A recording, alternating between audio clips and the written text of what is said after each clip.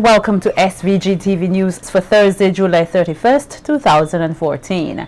I am Jennifer Richardson with the details. Supporters of the opposition New Democratic Party took to the streets of Kingstown today in a form of protest action against what they termed as corruption in the running of St. Vincent and the Grenadines. And speaking at the party's rally at Heritage Square, leader of the opposition, Adam Eustace, repeated his call for the Unity Labour Party administration to demit office. Eustace says his repeated calls for elections were not about providing him the opportunity of serving as Prime Minister of SVG, but rather as a Vincentian who saw first-hand destruction and failure. After 13 years of Gonsalves, after his contempt shown for the people of this country, I know that he has to go. But in addition to that, I know that those of us who are on the platform of the NDP have the skills and the experience to guide this country forward and take it out of the mess that it is in now. I'm confident about that, and I give you the promise today that Adam Eustace and the rest of the team will bring back prosperity to St. Vincent and the Grenadines. Meanwhile, Parliamentary Representative for West Kingstown, Daniel Cummings, asserts that the instances of corruption that are exposed to the general public represent a small percentage of what actually takes place here. I want you to think of how secretive this government is. And if we could unearth so much corruption among the senior members of government in this country, you could just imagine what they're pushing under the rug. That is why no money in this country. It's thieving left, right, and center. And what we see in, my brothers and sisters, mark my word, is only a small fraction of the reality. And the leader of the opposition, Adam Eustace, says if given the opportunity to serve as Prime Minister again, he does not intend to stage any commission of inquiry for anyone charged with corruption, but will deal with offenders by letting the court decide their fate. And a government in power in the country who is incapable of doing anything but it. But money will disappear left, right, and center in the public sector. And I know enough another one today, which I ain't talking about here. We have to put an end to that. Lack of finances and corruption in relation to our money harms our people, harms the government's ability to deal with you in the way they should deal with you and provide what is needed. That's what it means. So don't tell me, as I said before, anything with commission and inquiry. I'm not interested in any commission of inquiry when it comes to official corruption. You do the investigation, you get forensic auditors. Those are people who do that kind of investigation. Once you have the evidence, court will see you. Let the judge make a decision. The government of St. Vincent and the Grenadines is said to have mobilized over 200 million Eastern Caribbean dollars for recovery following the December 24th trough system. According to a news release from the Office of the Prime Minister, since the disaster, the recovery and rehabilitation process has been underway, and the government, led by Prime Minister Dr. Gonsalves, has mobilized thus far in excess of $200 million towards the exercise. The release, in providing a summary of the sources of the funds, listed grants and loans from the World Bank, the European Union, and the Caribbean Development Bank as some of the main sources of the funds.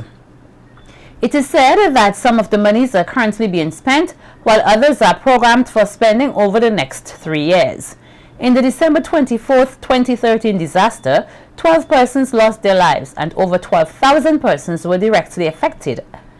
SVG as a whole suffered loss and damage amounting to $330 million, or 70% of the country's gross domestic product.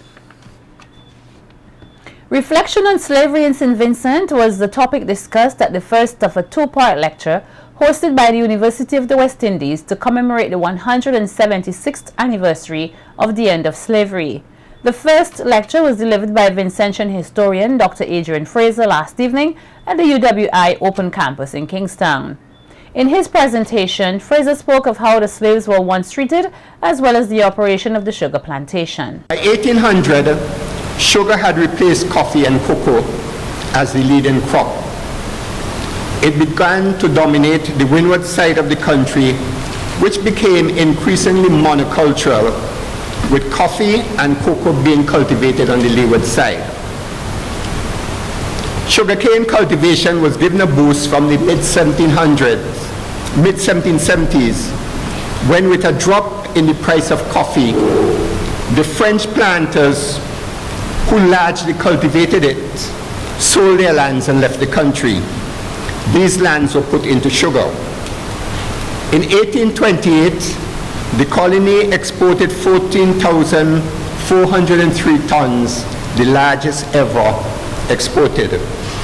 Arrowroot was grown significantly during the 1820s, and by 1834, it constituted about 50% of minor exports, a large percentage grown by slaves on their provision grounds. Emancipation Day 2014 is an occasion for a special reflection on and commitment to the ideals of liberation, justice, freedom, and democracy globally and in the Caribbean, according to the Office of the Prime Minister. A news release from the PM's office says the government recognizes the importance of the 100th anniversary of the founding of the Universal Negro Improvement Association, the UNIA, which persons globally, especially those of African descent, commemorate and celebrate on August 1st, 2014. On August 1st, 1914, the UNIA was founded under the distinguished leadership of the Right Excellent Marcus Mosiah Garvey, national hero of Jamaica, and arguably the most important historical figure ever of African descent in the African diaspora. Garvey resides in a pantheon of heroes in the company of titans such as the Haitian revolutionary Toussaint Louverture and Martin Luther King of the United States of America. The release adds that Vincentians must acknowledge the journey of progress which has been made amidst all the pain and anguish, and the road of achievements still to travel. Still to come, NEMO continues to monitor well-defined low-pressure system. More stories on the local scene when SVGTV News continues. Don't go away.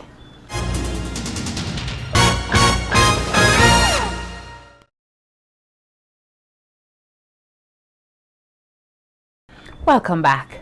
The national consultation on the National Report on Biological Diversity got underway this morning at the NIS training room.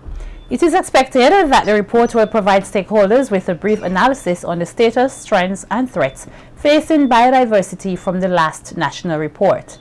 According to representative of the Ministry of Health, Wellness, and the Environment, Todd Lewis, the main objective of the report is to align the national planning processes with the Millennium Goals. Lewis adds that a lot of groundwork has been done thus far. Since the inception of the project in November 2013, in getting to this point today where the consultants are going to present their various issue papers, there have been a lot of on-the-ground activities which were coordinated by the consultancy team and the National Project Steering Committee. Some of these activities includes stakeholders consultations, community awareness campaign, a rapid coastal and marine assessment, amongst others. Lewis, one of the persons who has been working closely on the biodiversity project, says it is time that Vincentians become more conscious of their environment. Lewis explains that a number of factors were impacting negatively on the fragile biodiversity that exists locally, which was in turn affecting the ecosystem. With many factors impacting our fragile biodiversity here in St. Vincent and Grenadines, such as climate change, land degradation, deforestation, fragmentation of habitats, land use change, improper solid and liquid waste disposal, poor chemical management, etc., leads to biodiversity loss. These unsustainable actions not only affect ecosystem health, but ultimately affect the health and livelihoods of all Vincentians. As systems are implemented to protect, conserve, and sustainably use the natural resources, let us all as Vincentians bear in mind that our blessed land has been under attack too frequently in previous years from natural disasters. Let us take a conscious step towards improving our actions towards the environment. The National Emergency Management Organization, NEMO, through the Meteorological Service, is said to be monitoring a well-defined low-pressure system. According to NEMO, the system is located about 650 miles east of the southern Windward Islands, moving west to northwestward at 15 to 20 miles per hour.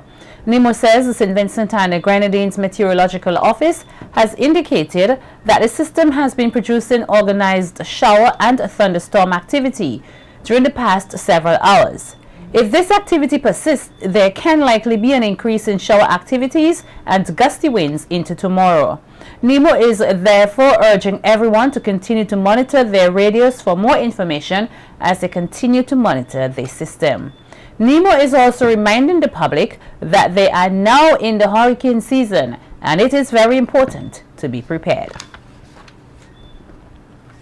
While the Ebola virus could potentially be transported by travelers to other countries, the Ministry of Health, Wellness and the Environment says the actual chance of it developing into a serious public health risk in St. Vincent and the Grenadines is small at this time, given that the cases that are being reported are from countries with no direct link to the Caribbean. The Ebola virus disease, EVD, or Ebola hemorrhagic fever, EHF, is the human disease caused by the Ebola virus, named for the region in the Congo, Kinshasa, where it was first identified in 1976. Symptoms typically start 2 to 21 days after contracting the virus, with a fever, throat and muscle pains and headaches. There is then typically nausea, vomiting and diarrhea, along with decreased functioning of the liver and kidneys. At that point, some people begin to have problems with bleeding. The disease is usually acquired when a person comes into contact with the blood or bodily fluids of an infected person. The Ministry of Health says it remains on high alert at this time, noting that a risk assessment process has been initiated and clinical staff are now being advised on the signs and symptoms as well as infection control and protection measures. The ministry says it has already established contact with regional and international partners, the Caribbean Public Health Agency, CAFA, and the Pan American Health Organization, PAHO. 50 youths in Layo are being empowered with the know-how to help build a positive community. This as the third annual Youth Empowered for Community Action YICA Summit got underway last weekend. Project coordinator Cassandra Richards, who is also a Peace Corps volunteer, says the youths will be participating in various activities and open discussions related to some of the socio-economic issues they face daily. Some of these issues will include HIV and AIDS in teenage pregnancy, gender socialization and gender equality, and drug use and abuse. They will use all the different skills that they learned during this summit to then put together community service projects that they will be implementing throughout the month of August, all throughout St. Vincent and the Grenadines. Through this program, we are hoping to empower these youth to use the different topics and the different skills that they learn to empower other youth in their communities. Richard says it is their hope to make a positive change in the communities across SVG through work with the youths. At the end of this camp, we are hoping that all the groups are able to come together and put project plans together that they can implement throughout St. Vincent and the Grenadines based on the different socioeconomic issues that they face and that they've discussed here at the camp. We also hope to instill leadership qualities in them that they will be able to use throughout their lifetime. And another part of the aspect of the program or during the summit is a career aspect of it. We want them to be able to use some of these skills and turn them into some employability skills. So we will be having a career fair at the end of the camp where they will be meeting and interacting with different career professionals and learning how they can get into these different careers and what kind of skills and abilities that they need. The Layo community will this weekend host its Bikini Babes contest. 6 young ladies will vie for the title on Saturday, August 2nd. Organizer of the event, Joanna Christopher, says the event is not for children under the age of 13, as it will be an erotic pageant which will be staged at the Layo Hard Court. guess they're tired of the long dresses and all that, the boredom stuff. They want excitement. So I figure if I have these girls come out in 2 sections of bikini, that would be really exciting. Meantime, the 6 contestants in the Miss Bikini Babe contest slated for this Saturday night took the opportunity to introduce themselves to the public. Monica Mason, I'll be representing the beautiful town of Leon. Good evening, St. Vincent and the Grenadines. My name is Amisha Baptiste. I'm from the lovely community of Camden Park. Good afternoon, St. Vincent and the Grenadines. My name is Melissa Walker, representing the beautiful town of Chateaubelair. Standing before you is 16-year-old Katia Gibbs, proudly representing the beautiful town of Leon. Standing here before you is Condisha Antoine, proud to represent in the Miss Bikini Babe 2K14. I urge each and every one of you to come and give 6 beautiful young ladies, including myself, the support on the 2nd of August. I am Miss Shantas Delpesh, representing Barley. I am inviting each and everyone on the 2nd of August at the Leyu High Court at 8 p.m. to witness 6 beautiful young ladies, including myself, as we vie for the title of Miss Bikini Babes. It's a show that you don't want to miss because you're going to see a little bit of freak and a little bit of sexiness and hotness. Be there, don't miss this one. Thank you.